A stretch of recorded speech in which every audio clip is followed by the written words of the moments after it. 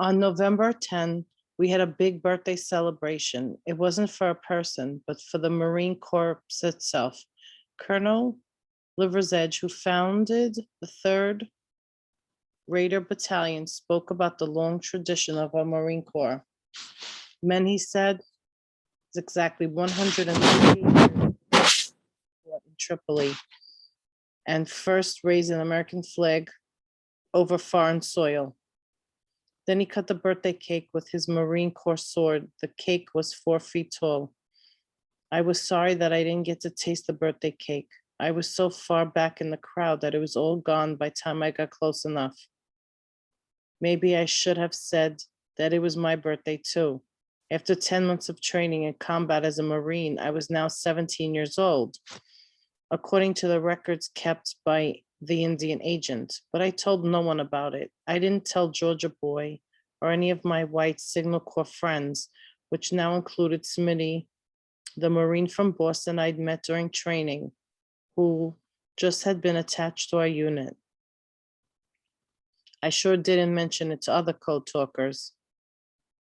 Back then, celebrating your birthday was still not a common thing for us Navajos.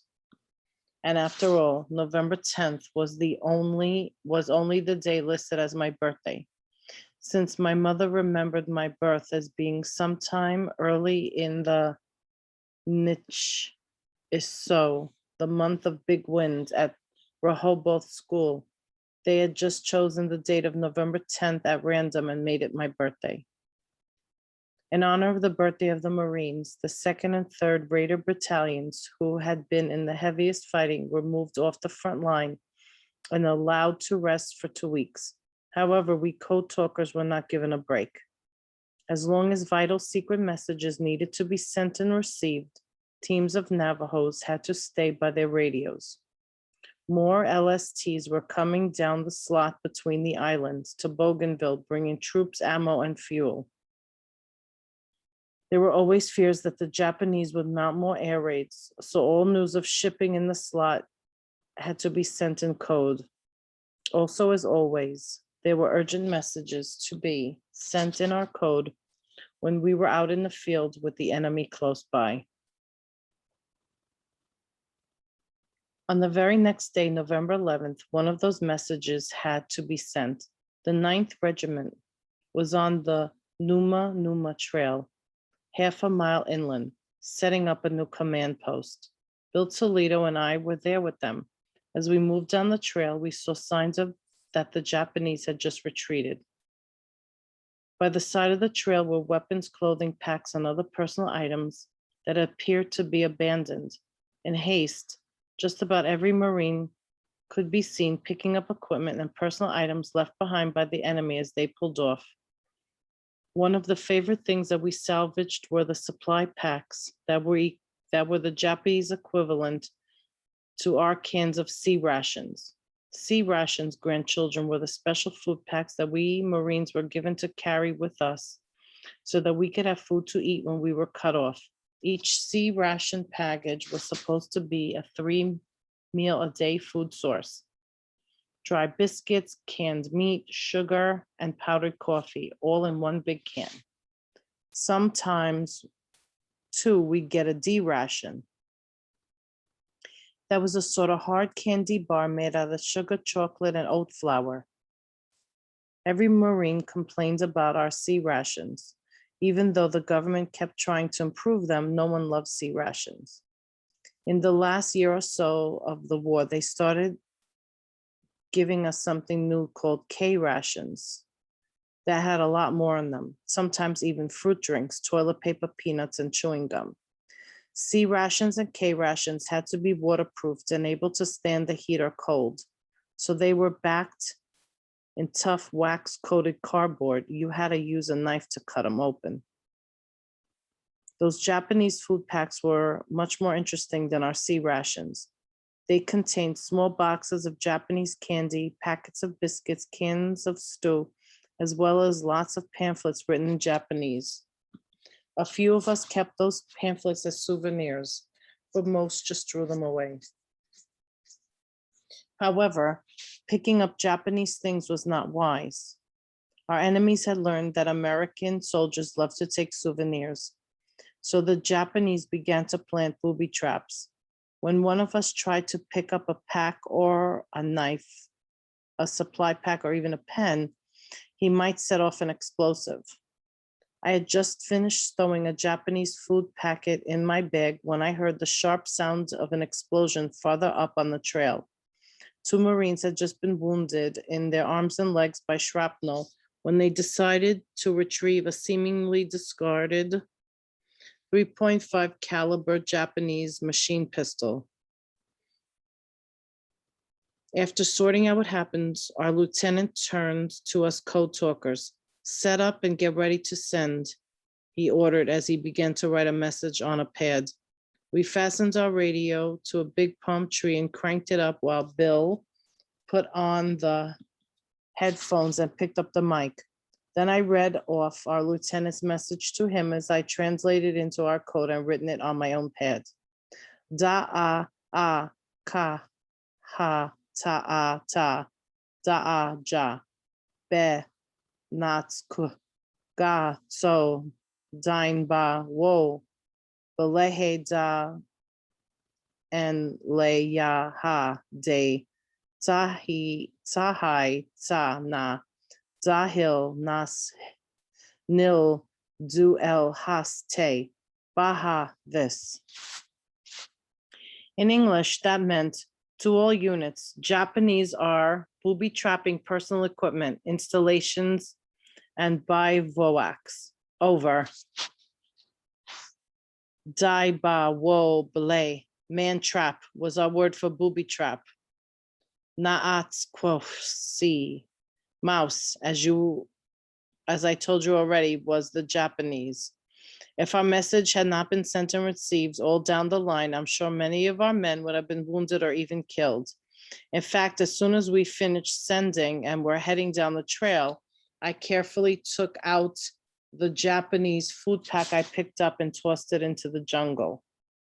There were 4 rules for sending messages in the field: send, receive, roger, and move.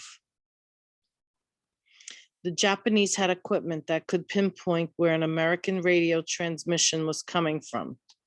Although they could not decipher our messages, they knew they were important. When they located the source of a Navajo code message, they tried to take it out. The day Bill Toledo and I relayed that message, the last of those 4 rules probably saved our lives. No sooner had we shut the radio, untied it from the tree, and moved, then the Japanese mortar landed behind us, right where we had been sending and receiving. Those 2 months on Bougainville were so hard and strange. It wasn't just the Japanese attack. The earth itself seemed displeased at the warfare being waged upon it. The deep mud that's sucked at our feet, the swarms of insects, the eruptions of the volcanoes were like messages of the island's unhappiness. On December 6th, the whole place began to quiver underfoot like a giant animal trying to shake fleas from its back. I was on a little hill in the jungle with 7 other Marines looking down on the valley below, which was still in Japanese hands. Until the quake, we'd seen no signs of the enemy.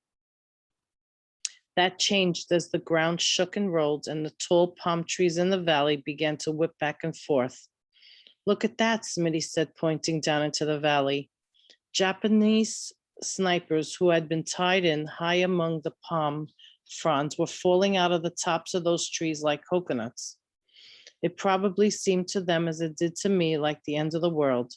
However, that earthquake ended only after a few moments. Some of the men who had lived in California were used to earthquakes and they laughed at us. But even the California boys did not climb back into their foxholes that night for fear the earth might move again and bury them alive. The construction battalions, the CBs, were working hard, and in no time they'd all pull up piers, a mess hall, warehouses, a hospital where there'd been nothing but jungle a few days before. It was amazing what those CBs could do in such a short time. I really appreciated them, for they made all our lives a lot easier. Some of the men in the 2nd Raider Regiment of our 3rd Marine Division even made a tall wooden sign out of spare planks salvaged from packing crates. They put it where you could see it from the water. It read, "So when we reach the Isle of Japan with our caps at a jaunty tilt, we'll enter the city of Tokyo. On the road the Seabees built." The Seabees also built a base for PT boats on Puruata Island. The PTs were fast little patrol boats that were heavily armed. The men who commanded them were the bravest and most reckless boatmen in the Navy. They had no armor at all, but relied on their speed, maneuverability in battle. One morning late in November, 2 PTs came in escorting a landing craft that had just rescued some Marines who had been trapped on the riverbank. Another of my white buddies attached to our Signal Corps unit was there with me, Smitty, that same blonde Marine from Boston I'd first met at Camp Elliott. I was seeing a lot of Smitty on Bougainville. Ever since our 3rd day on Cape Torquay, either he or Georgia Boy had been by my side most of the time. Years later, I found out that Smitty had a double assignment. His job was not to serve in our Signal Corps unit, but to also watch over and protect me, not from Japanese, but from other Marines who might mistake me for enemy in disguise. Because of my brown skin and sort of Asian look, a lot of us Navajo had. "See that feller there?" Smitty said, cocking his thumb at a redhead lieutenant behind the wheel of one of those PT boats. "His father is Joe Kennedy. His family runs our whole state of Massachusetts, but he's out there risking his life in those motorized egg crates. You know, the last boat he was in got sunk. He gets out of this war alive, he'll probably be our next senator. Want to meet him? He likes Indians." I shook my head. I was shy back then around people I didn't know. So Smitty and I just stood and watched from a distance as that young brown-haired lieutenant climbed out of his boat and went up on the pier to the mess hall without noticing us. You know, grandchildren, Smitty was right. Just 2 years later, that brown-haired young man was elected to Congress and eventually became the president of the United States. So I suppose you could say that John F. Kennedy was the most famous man I almost met. I never visited the White House while JFK was president, for our story was still top secret in those years. I was not invited to Washington to meet the president until many years later. Things kept moving ahead. The Seabees finished the small airfield at Cape Torquay and were almost done with the bigger one at Piva that would handle bombers. On December 26, the orders were given for the Marines to pack up. We'd established the American presence on the islands and pushed the Japanese back. From here on in, Army units would take over. The doggies wouldn't have it easy, but the hardest part had been done. Airstrikes from Bougainville would soon be hitting the main Japanese base at Rabaul so hard that it would be wiped out. We finally had time to relax. For the first time in weeks, we could bathe, get fresh clothing, and sleep without fear of attack. Best of all, mail call brought me a letter from my parents. Their letter read, "Dear son, all is good with us. We are glad for the pay money you sent us. We are all eating well and are in health. We are all continually praying in church for your safety and for our other Navajo boys over there. We are praying for your quick return home." I smiled at the PS written at the bottom of the letter because my parents could not themselves write English. They had dictated it to my sister, who was now in her 6th year of school. PS, big brother, I am writing this for our mother and father just as they have said it to me. I wish I could be there with you. School is so boring. I have the same teachers you had and they are just as bad as you said. I can't wait for you to get home and tell me about your adventures. Then I will not be bored. Return soon. I would not be returning home soon. I had already gotten my orders. I had to train for a landing on yet another island. But although I could not go home, I did the next best thing. I packed my unwashed combat fatigues and sent it to my family with a note. Dear parents, here are my clothes, still stained with sweat and mud and blood of Bougainville. Please use these to stand for me in a protection ceremony. On the day when prayers and songs would be offered to ask help from me, my clothes would be there in the hands of my family. On that day, I would feel the presence of the holy people, even though I was an ocean away from my home.